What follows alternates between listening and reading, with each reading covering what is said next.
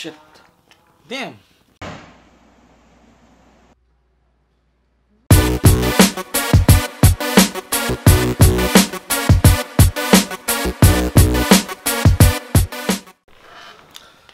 Yo, what's up guys? So welcome back again sa aking channel and welcome sa isa na namang unboxing video. So for today's video guys, i-unbox natin tong Ulanzi Mini LED video light. Yan. So, tara. So first in the box guys, yan natin, meron tayong ito yung Ulanzi 96 LED light. Yan, so meron siyang dalawang filter. So, magnetic yan. Tapos dito sa side meron siyang dimmer. So yung control mo sa brightness. Tapos yung switch. Ito. Tapos dito sa ilalim meron siyang port dito. Ewan ko kung sa charger o kaya sa manual. Ito nga pala yung manual. Tapos merong pouch bag. So, yan.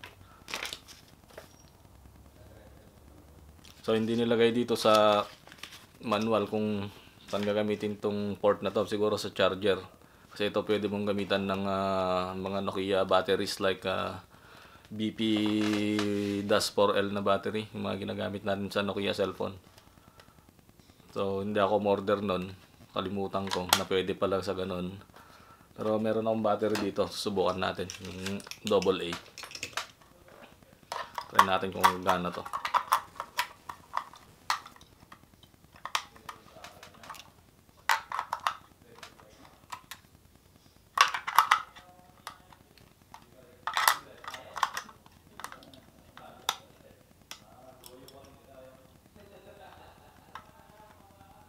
Anyway guys, meron nga pala siyang maliit na ilaw dito. Parang indicator. So, siguro nga yung port dito is para sa charger. And dito yung indicator. Yan. Switch. Shit. Damn. Huwag nyo itatapat sa mukha nyo pag siniswitch nyo kasi minsan. So, yan.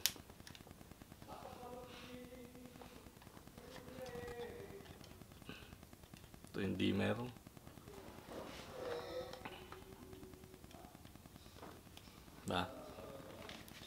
So magandang gamitin to guys pagka yung nagbi-video kayo o gumagawa kayo ng vlog sa loob ng room kung medyo low light situation. Magandang alternative to. So yun. Thanks for watching guys. Don't forget to like and subscribe para maging updated kayo sa mga susunod pang video.